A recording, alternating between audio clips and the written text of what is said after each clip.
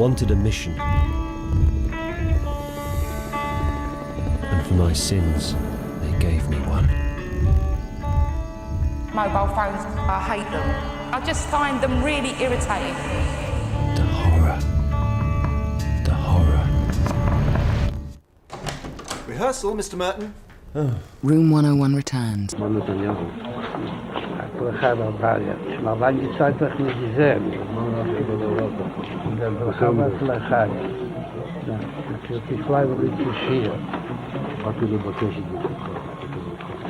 בכל העניינים. בזמן שישראל לאחרונה ניתצו כמה עניינים. התפתחו כמה. מה שרואה עוד, וגם משהו שעדיין משאיר ליבו. אז הייתה משהו ממה ידיעתו. עושים. הכנראה שהיא מספיק, כאילו שהיום כבר כמה שעות בגיל עדיין ליבו. אבל יש עוד כמה שעות, אבל יש להשתדל גם היום, בבשורות טובות. יש שמחה וטוב לבוא. כדי שחסידים מקפידים שכל ימנים יהיו שמחה. בשורות טובות, הצלחה רבה. An American has been killed on foreign soil. It's my job to find out what happened. 3,000 years of history waiting to be discovered. It was some kind of sacrifice. It's time.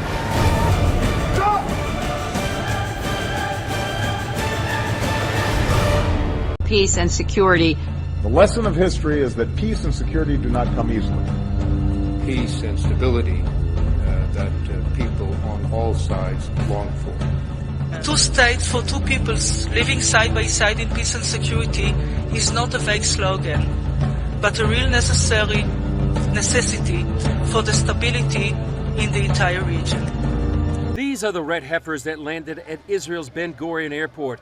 Rabbis believe the ashes of a red heifer are necessary for purifying priests to serve in a future temple. The heifers were discovered and brought to Israel with the help of the Bonei Israel Building Israel organization and its team leader, Byron Stinson. Rabbis from the Temple Mount Institute approached Stinson about the unique cattle. They said, Byron, could you look in Texas and find us a red heifer? I wasn't expecting that, and it was shocking to me to think about it, but I know a lot of ranchers, and I know a little bit about cattle, being from Texas, and I always say yes to these Jewish rabbis because they're my friends, and I love them, and why not? This began an in-depth process of finding the rare heifer that meets key stipulations found in the Bible. The Bible gives us a clue as to the significance of the red heifers here in Numbers chapter 19, verse 1 and 2, where it says that God spoke to Moses and Aaron saying, "This is the ritual law that God has commanded, instruct the children of Israel to bring you a red cow without blemish, in which there is no defect, and on which no yoke has been laid." So it says that we're supposed to take a perfectly red cow with no white hairs or dark hairs at all, and a cow that no yoke has ever been on. So as a result, it's very, very rare to find a baby cow that is completely red. The conflict in Gaza now entering its 6th month. The Israeli operation to root out Hamas terrorists there has resulted in the deaths of 30,000 Palestinians and 242 Israeli soldiers. The war started after Hamas attacked Israel on October 7th, killing almost 1,200 people and taking nearly 230 hostage, some still in captivity. Despite the deadly outcome across the region, one trigger for the Hamas rampage has been widely overlooked. Chris Livesey has the story from Jerusalem. The infamous October 7 massacre that sparked a war. But one confounding yet eye-opening motive has escaped the headlines. In a recent speech, a Hamas spokesman blamed the Jews for bringing red cows to the Holy Land. The cows he's talking about at a secure, undisclosed location are these, red heifers, to be precise. Some Jews and Christians believe they're the key to rebuilding the historic Jewish temple in Jerusalem and to beckoning the Messiah. To understand, you have to go back nearly 2,000 years when the ancient Romans destroyed the last temple in the city.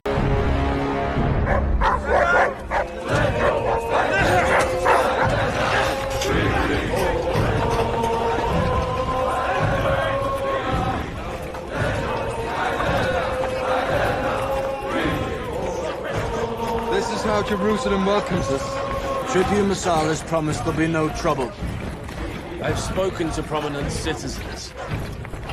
Your safety is their highest priority.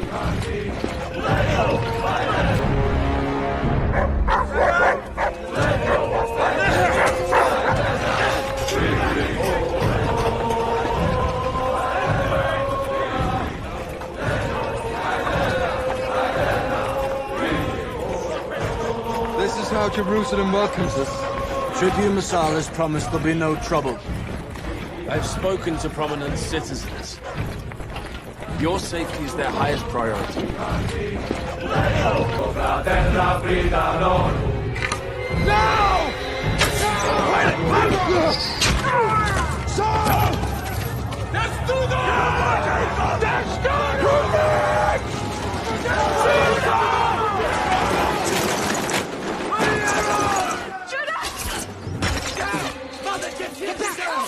All collaborators! Who shot the arrow? Who shot the arrow?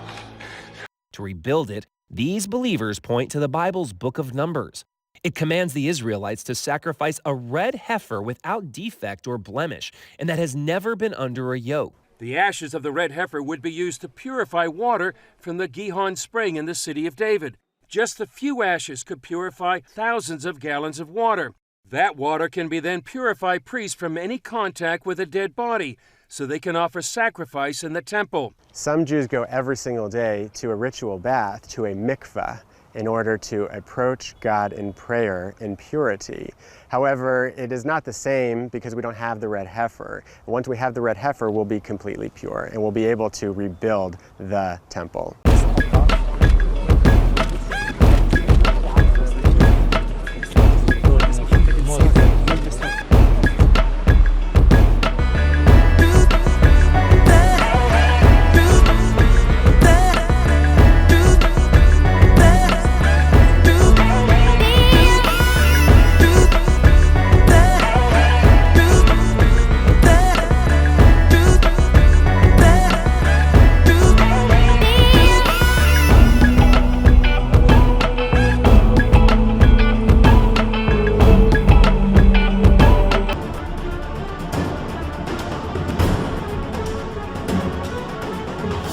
Behind me is the Western Wall. In the excavations beneath Wilson's Arch, we have exposed 8 courses of one of the most important walls in the history of Jerusalem, stones that haven't seen light for 1700 years.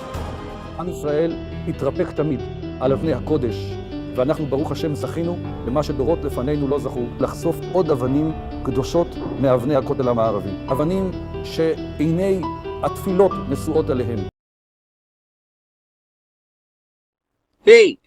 Any fish? I was reading Ezekiel 8 again. I'm just completely being led to this particular chapter because, I mean, my spirit is just telling me there's a lot here to be, a lot to be learned here.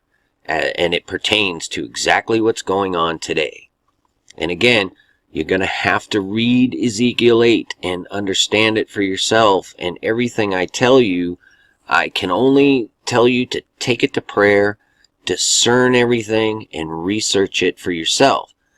I'm going to leave a ton of links for this. So, I mean, the research has already been done for you. I just am not the best at articulating these things to you. That's all. But when he tells them to dig into the wall, now they're at the temple now, and this is God giving Ezekiel these visions, and he tells them to behold the wicked abominations that they do. The idols of the house of Israel, the 70 men of the ancients of the house of Israel. And he repeats these things over and over. See what they do, the ancients of the house of Israel, in the dark. Every man, he seeth us not, right? So there's your Isaiah 29:15. So again, I'm led right back to the synagogue. And this time, I was led to count all the chairs and to study how this is laid out. And this is what I'm going to share with you in this particular video. If you look in this synagogue and count all the chairs, both in the audience section and in the inner circle here, this little semicircle, you have 111 seats in total. And once I got that figure, it was obvious to me, and I was literally just led right to where I had seen these things before. And this is all related to the Kabbalah. Okay? You have your Kabbalah tree, your 10-10-10, and your 1-1-1, and the knowledge of learning and gaining throughout your life, essentially. Kabbalah is very, very ancient and very, very Jewish, and you can learn all about it. They're eager to teach you about it. What is Kabbalah? It is the soul of Judaism. This is what they say. I feel it's a great privilege to have the opportunity to excavate in this place. As the excavation went along, we saw the different stages of Jerusalem, which represent the different stages of the history of the city. It's very exciting. We're here beneath Wilson's Arch, a large arch which supported a bridge connecting between the city to the west and the Temple Mount to the east. One of the major questions is, when was this arch that we see today, when was it built? We don't have a good answer for that yet from the excavations. What we do have is something that we didn't expect whatsoever. It's important to understand that the same families who own and control the Federal Reserve and other major financial institutions have their eyes set on the Temple Mount and the holy city of Jerusalem. Just as the scriptures say, there's a man who will be revealed as the Antichrist, and he will sit there before the appearance of the Jewish Messiah, and many will receive him as their Messiah. We know from historical sources that there was a theater in Jerusalem, and for about 150 years, researchers and archaeologists were looking for the theater unsuccessfully. סר צ'ארלס וורן, הוא היה הארכיאולוג והחוקר הראשון שגילה את מערכת מנהרות הכותל. פיר אחד הוא חופר למרגלות הכותל המערבי, ופיר שני הוא חופר בדיוק במקום שאני יושב פה. מה שאתם יכולים לראות, את הקרקוב הזה, את הדבר הזה, משום מה, צ'ארלס וורן פספס לפני כ-150 שנה. During the excavations, a complete surprise was exposing in the center of the excavation area a theater-like structure, the first of its kind to be exposed in Jerusalem. But the Kabbalah also has other uses. And, you know, the ones who attend the synagogue, essentially they're probably 98% well-meaning, God-loving. They sincerely seek the Lord God of Abraham, Isaac, and Jacob, but they're being deceived, okay? And that little tiny percentage, they're the ones that are doing the deceiving, and they're the ones that are working for Satan. President Trump arrived in Israel today saying he has new reasons to hope that peace and stability can be achieved in the Middle East. It is the second leg of his first overseas trip. CBS 2's Andrea Grimes also took the trip to Israel. She's live in Jerusalem now with more for us this noon. Andrea? Well, good evening to you, Chris and Mary, from Israel. It's about 7 p.m. right now. You can see over my shoulder the old city of Jerusalem, where the president was just a short time ago. He landed here from Saudi Arabia around 11:30 this morning and really hit the ground running. President Trump visited some of Jerusalem's most sacred sites. He placed his hand on the Western Wall and put a prayer note in a crevice. He is the first sitting U.S. president to visit what is considered the holiest of Jewish prayer sites.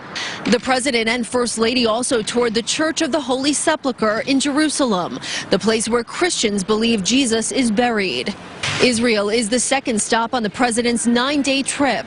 During a joint statement with the Israeli president, Mr. Trump once again singled out Iran as a threat to stability in the region. Most importantly, the United States and Israel can declare with one voice that Iran must never be allowed to possess a nuclear weapon, never, ever, and must cease its deadly funding, training, and equipping of terrorists and militias.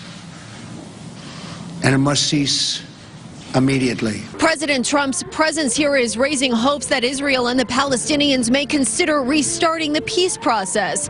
The president has said the conditions are right to strike the ultimate deal. This moment in history calls for us to strengthen our cooperation as both Israel and America face common threats from ISIS and other terrorist groups. Mr. Trump began his first foreign presidential trip over the weekend in Saudi Arabia. His picture was plastered on posters and his face projected on the side of a hotel. The nation announced a new $110 billion arms deal, and President Trump proposed a new partnership with the Arab and Muslim world.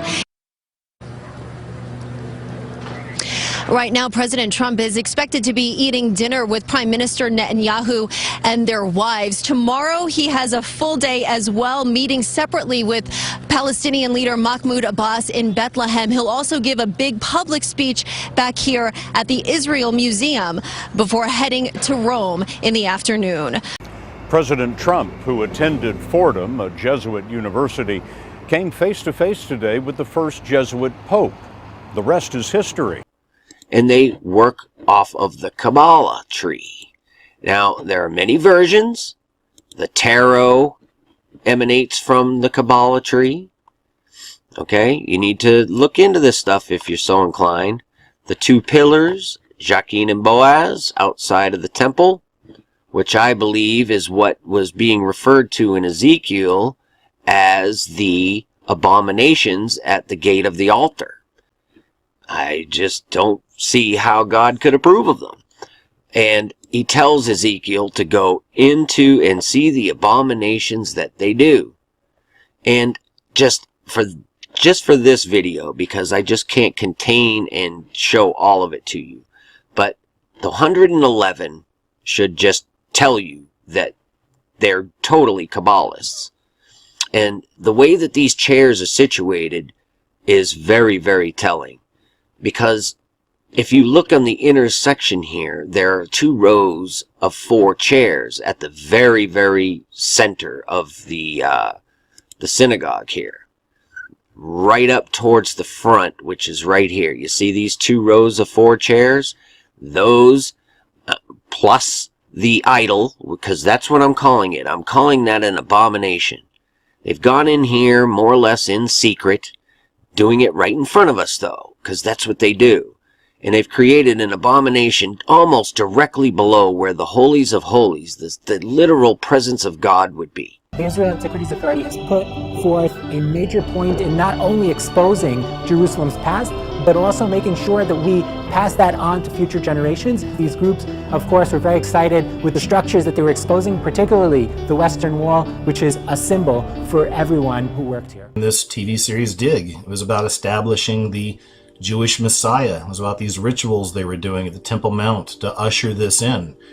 They were performing these rituals at the temple that would essentially be Armageddon, the end of the world, and that would offer them the chance to bring in this Jewish Messiah. Even in the TV show, it was all about blood sacrifice. They were going to sacrifice this red heifer. As I said, I've covered that as well in some other videos.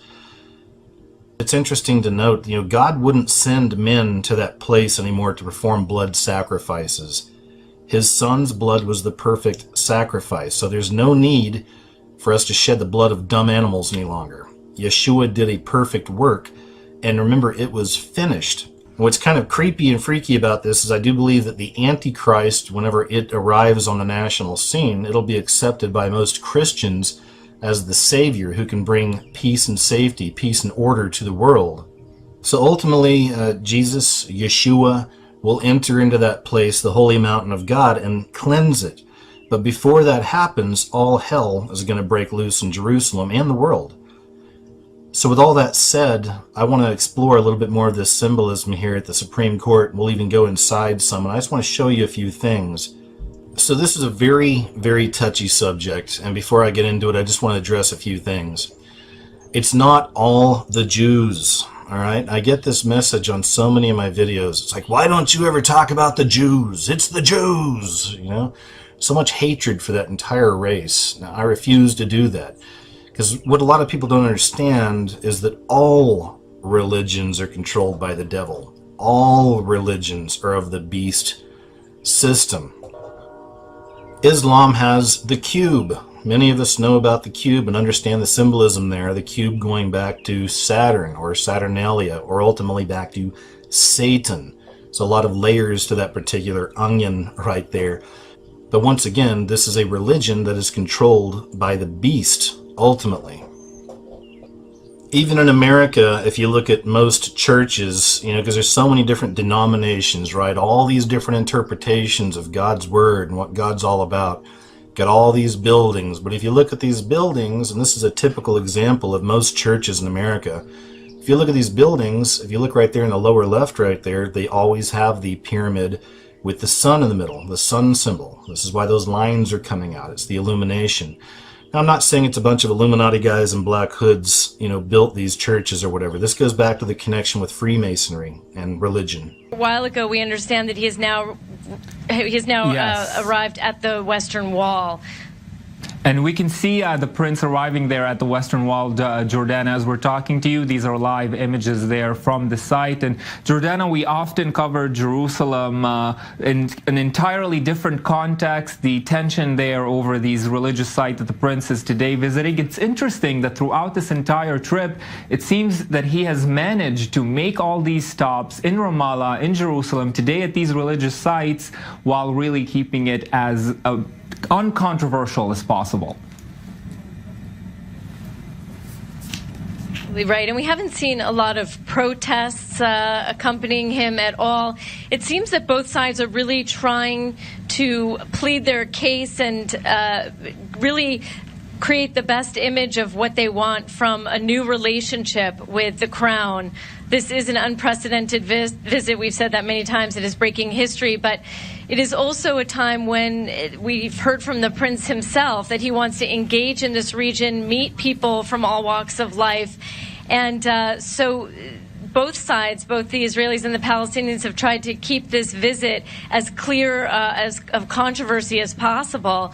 Now, there were reports that Prince William, for example, refused to meet with Jerusalem's mayor, Nir Barkat, because he didn't want to do it in Jerusalem. He wanted to do it at the British Embassy in Tel Aviv, and that created a conflict, and that meeting never happened, which shows you that the Kensington Palace is trying to keep this trip as even-handed as possible. And of course, we have to remember that the pressure during this visit is incredible after U.S. President Donald Trump's recognition of Jerusalem as the capital of Israel. That has emboldened the Israeli side, at least, to really talk openly about its claims to sovereignty over the entire city.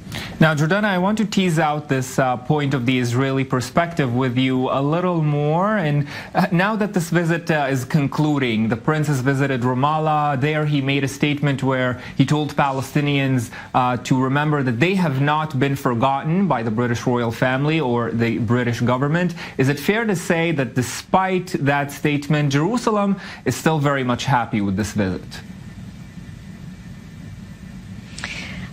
They are happy with this move. We have to remember that it was really President Trump who seemed to pave a new way with coming to the Old City.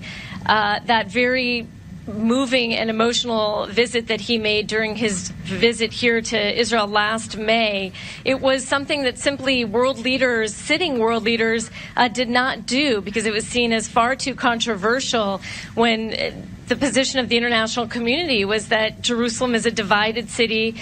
This is a disputed area, despite the fact that it is home to one of the most important Jewish holy sites and one of the most important Muslim holy sites.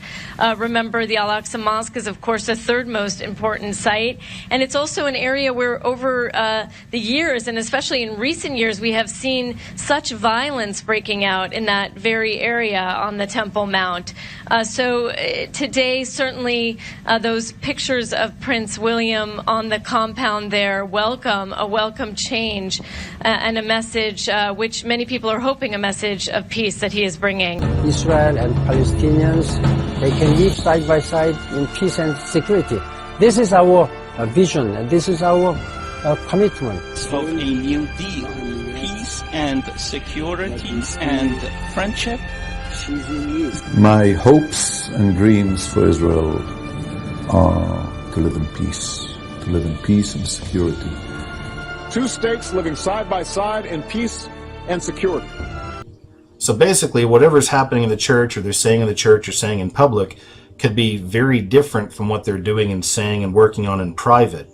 But on the higher level of the pyramid, the higher level of the Freemason structure, it's definitely much darker up there.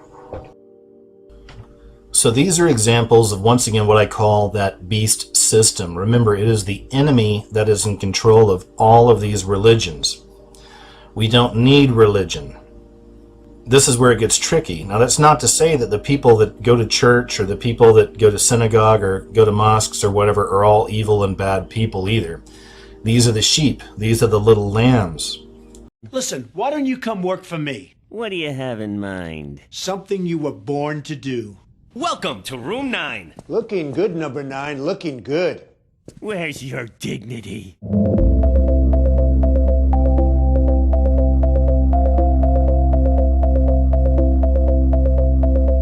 There are really good people that fall for this stuff. I mean, I see it in my own family. I was one. I was raised in a church myself. I was one. I was raised in a church in the Midwest myself, and I'm glad I was. It gave me a really good understanding of the basics and the fundamentals of religion and whatnot, but it wasn't until I personally left the church and started researching for myself that I really started to connect with the very real spiritual battle that's taking place in our world all around us, and the insane grip that this beast system has on all of religion and on people's hearts and minds. Well, hello folks. Here we are today on Mount Carmel, the Mount Carmel, where Elijah faced off the prophets of Baal. And on the Mount Carmel is a shrine, a temple that is prayed to by millions across the world. Those of the Baha'i faith pray to this tomb, which is shrouded in symbolism which we are very, very familiar with.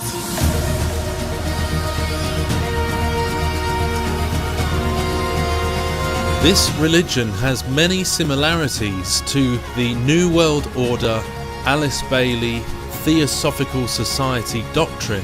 In fact, the word Bab means gate. So what we're really looking at here is a gateway to the Luciferian New Age. And just with the same kind of observations, a symbolism all over this place. I mean, it's almost like the shrine itself is a hive. You know, the hive on the dome with the pyramid and the star gate in the center of the pyramid, you know, and glaringly obvious pentagrams around the base there.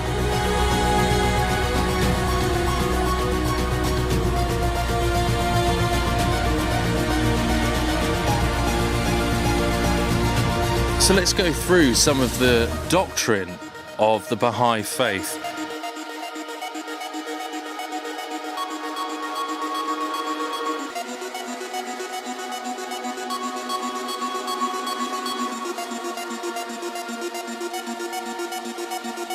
A gate behind which the demons wait. Before we leave Jerusalem, I want to detour to a place you'd probably never expect me to go. Winnipeg, Canada. It's the capital of Manitoba, eh? Architectural historian Frank Albo has discovered the Manitoba Legislative Building is not only a reconstruction of Solomon's Temple, but is loaded with secrets in plain sight. The architect Frank Worthington Simon designed this 1920 building to be veiled in allegory and illustrated with symbols only his Freemasonic brothers would understand. In fact, every premier who worked in this building from 1870 to 1967 was a Freemason. 2 Egyptian sphinxes flank the entrance, just as they do in front of the House of the Temple in Washington, D.C. The top of the dome features a 13-foot-high gilded statue of Mercury. The same golden boy we'll meet again in Paris.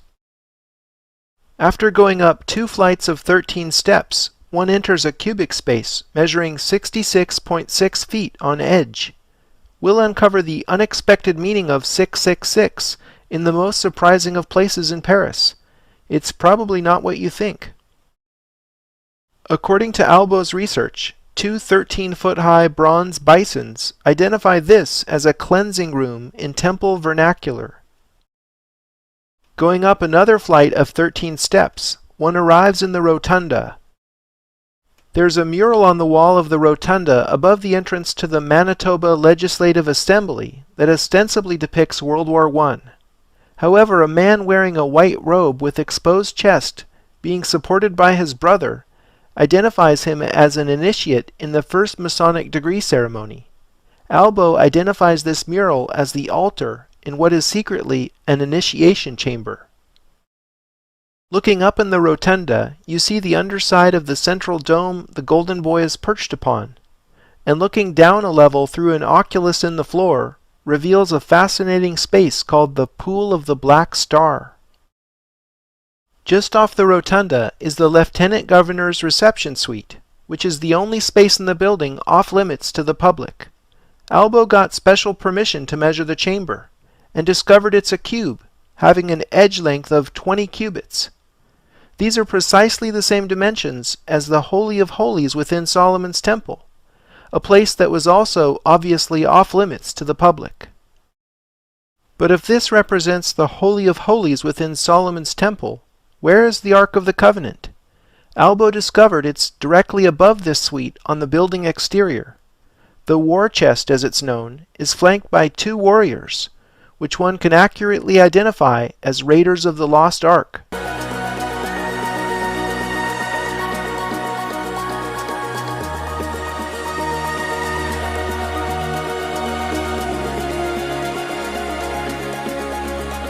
A gate. Crazy.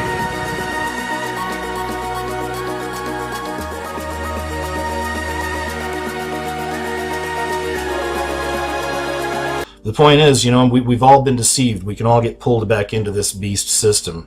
So again, this is very touchy stuff, and I don't want anybody thinking this is anti-Semitic. Now, that's a big issue. This is what this Illuminati, if you will, these people at the top of the pyramid, have been hiding behind for decades now. Like, if you ever go against Israel or say anything against Israel, it's like automatically you're an anti-Semite. You hate the Jews. That's all a psyop. It's social engineering. It's just a way to shut you down and keep your mouth shut. So once again, understand, I'm coming from a place of love. I see us all as brothers and sisters in Christ, whether people believe in that or not. That's how I see the world. The Supreme Court building sits on a plot of land next to the Foreign Ministry and the Central Bank of Israel. It's important to note there's a lot of ley lines at play here as well. I'm not going to cover that so much here in this video. There's people out there that do really good work with that. There's a lot of things happening with the ley lines all around the Supreme Court as well. But that being said, it's important to understand that everything about this building has been thought out to the very finest detail.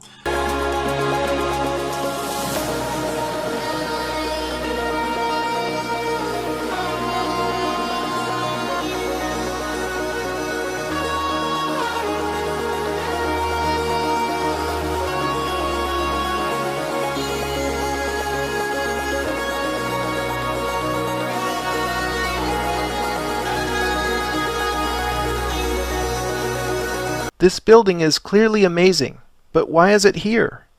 Albo points out that Winnipeg is at the geographical center of North America. The black star at the heart of the legislative building was deliberately placed upon this naval point. Okay, but what is the building really doing? I think the Manitoba Legislative Building was designed as a magical talisman to harvest, or in some sense control, the energies of North America. Consider a much older example of this type of talismanic magic. Old Sarum, which is the center point of ley lines in England, dates from the same era as Stonehenge, Avebury, and Silbury Hill. This radiating topology reminds me of one other magical artifact, the sun disk worshipped during the reign of King Tut's father, the pharaoh Akhenaten. They have opened the gate.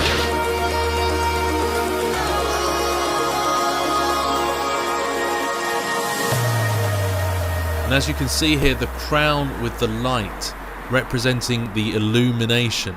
This is all symbolic of the Sun King, the coming of the Antichrist. If you think believing in magic is childish, consider Walt Disney's so-called Magic Kingdom. Did you know Disneyland has a mysterious Club 33, which is not open to the general public? We know from studying DC how important the number 33 is to Masons. Club 33 memberships cost $20,000, and it's the only place in Disneyland where alcohol is served. There's clearly more going on in the Magic Kingdom than meets the eye. I think the black star at the center of North America holds a much deeper secret. Physicist Nassim Haramein, whom you'll hear more about in Rome, believes that Moses took a compact power source out of the Great Pyramid and placed it inside the Ark of the Covenant before he left Egypt. Haramein showed how the Ark fits precisely within the misnamed sarcophagus inside the king's chamber within the Great Pyramid. It was misnamed because no mummy has ever been found in an Egyptian pyramid.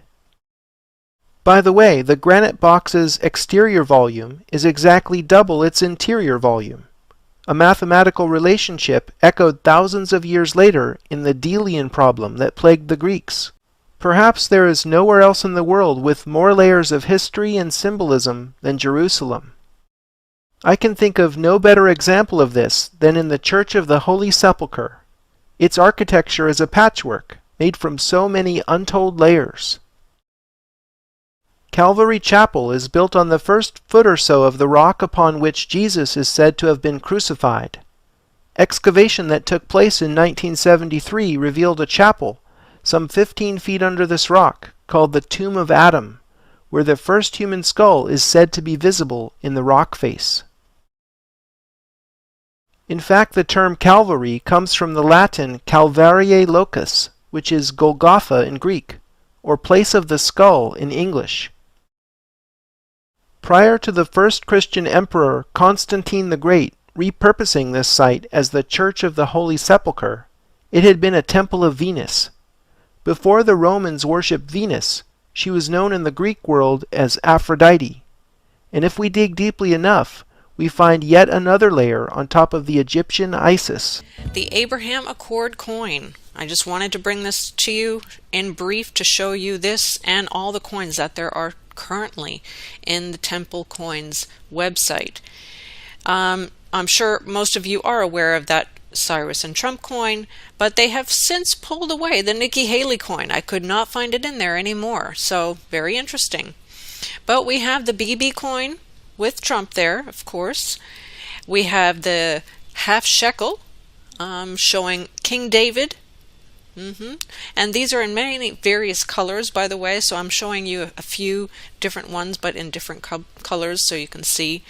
We have the Cyrus one, 70 years, Israel. Nazi hunters we have.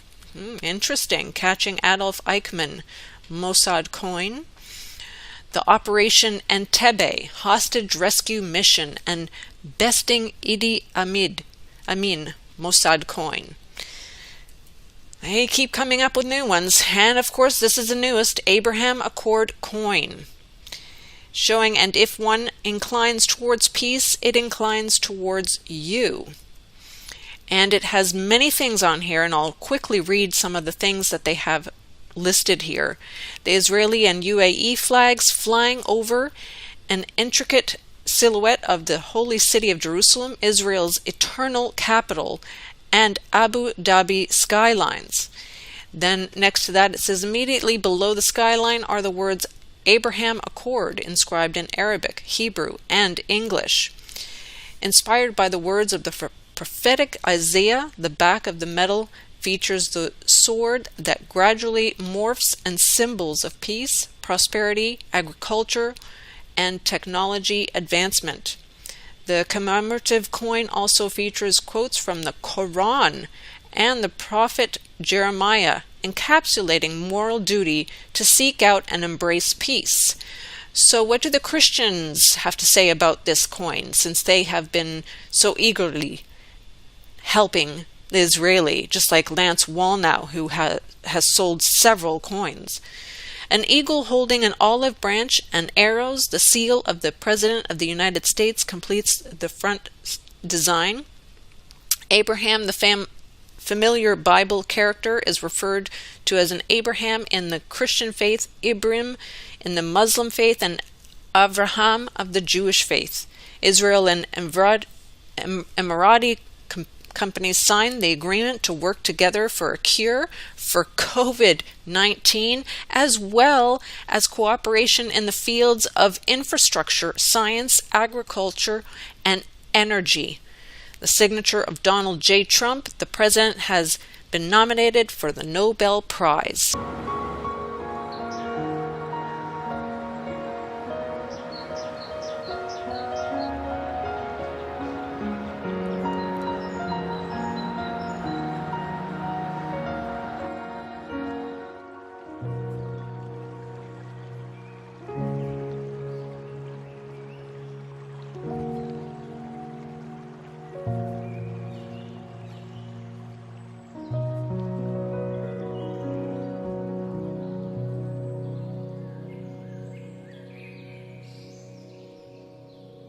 A lot of the symbolism looks quite Roman in essence.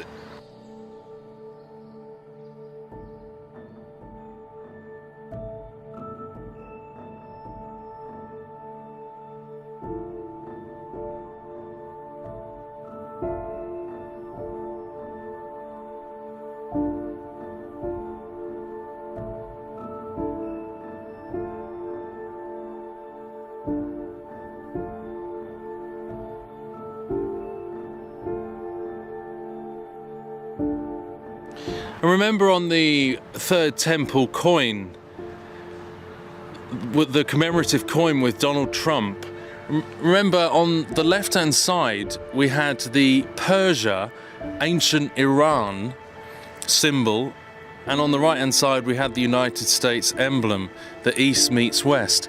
Well, this religion was founded by a guy who came from Iran, Persia.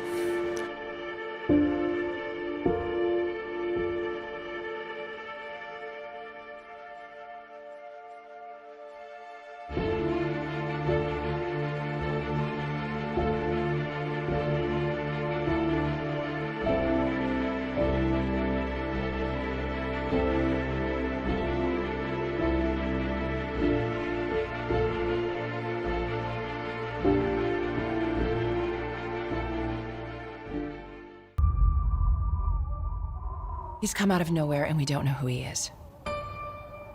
What do we know about him? He's leading desperate people. So this is a cult? We don't know who he's associated with. He could be creating an army. Or he could be leading them to their death.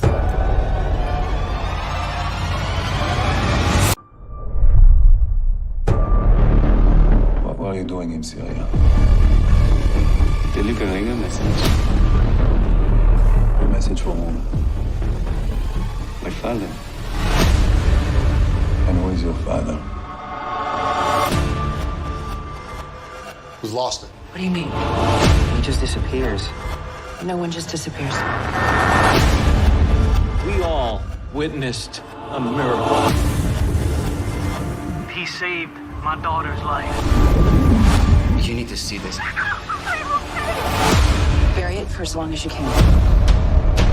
He didn't just click his heels and end up here. He clearly had help.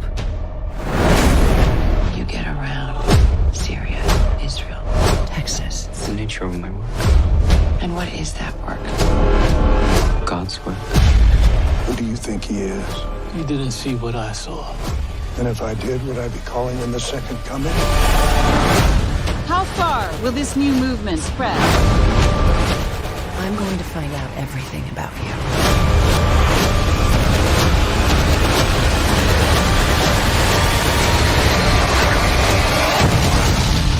This is bigger than what you can imagine.